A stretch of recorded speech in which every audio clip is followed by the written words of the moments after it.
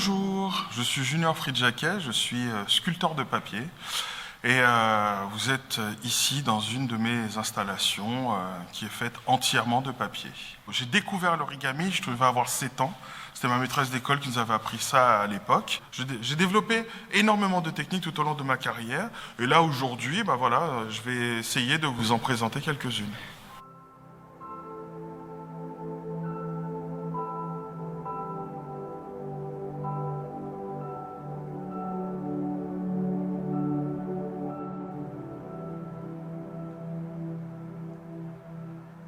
Pour faciliter la compréhension, je vais réaliser différents types de froissage. Là, on a le froissage dit aléatoire. On prend la feuille. C'est tout simplement une réserve de matière.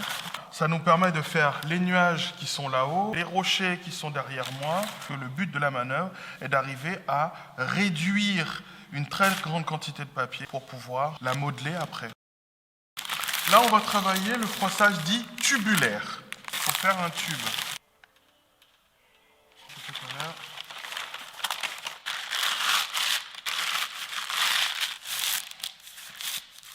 Ce tube, on va pouvoir...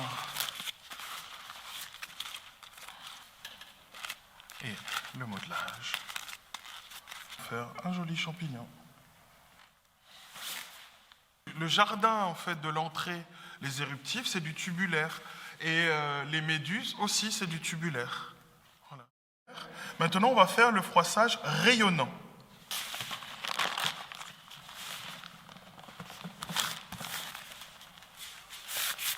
Ça, comment... Vous voyez, ça rayonne, en fait. Et donc, on va l'intensifier. Non. Ça donne ça. Et donc, avec ce genre de froissage, j'ai fait les fleurs, j'ai fait les sapins. Ça, c'est une technique qui est quand même très, très puissante si on sait comment l'utiliser. Par exemple, on va faire une fleur simple.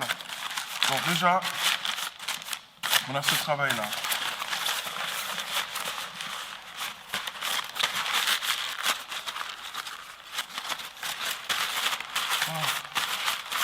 Sachant que les fleurs, il y a une semaine de travail. Plus on froisse, plus on affine les plis, plus c'est joli au final. Voilà. Ça, c'est le froissage rayonnant.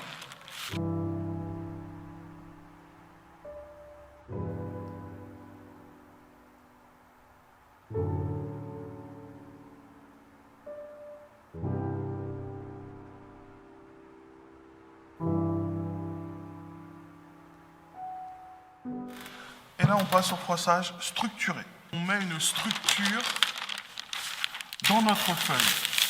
Si je prends ces deux épaisseurs et que je les plie en deux, hop, voilà. 2 fois une épaisseur est égale à 2 fois 1 égale 2. 2 fois 2 épaisseurs est égal à 4. Les plis qu'on a créés nous permettent de pouvoir structurer le papier. Ça se tient. La cavité, là, elle ne bougera plus. Froissage structuré.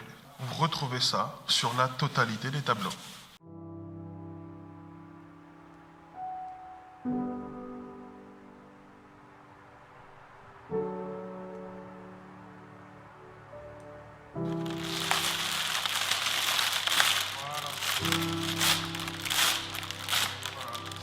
Pour le tableau Léa qui est là-bas, il a fallu 40 mètres carrés de papier pour le réaliser.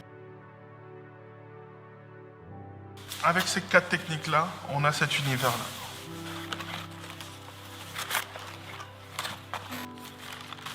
Centré.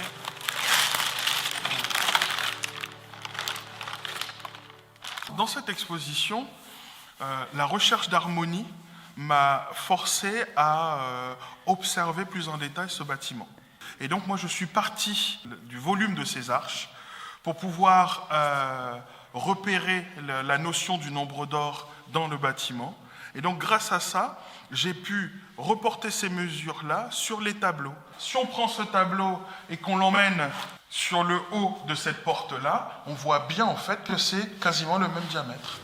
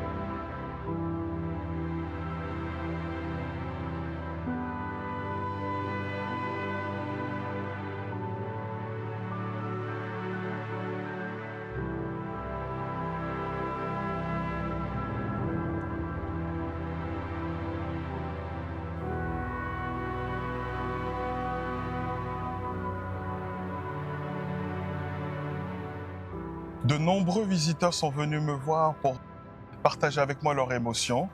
Du coup, je vous donne rendez-vous à la prochaine installation immersive. Et merci à tous les visiteurs qui ont pu voir ce Noël au Jardin d'Éden.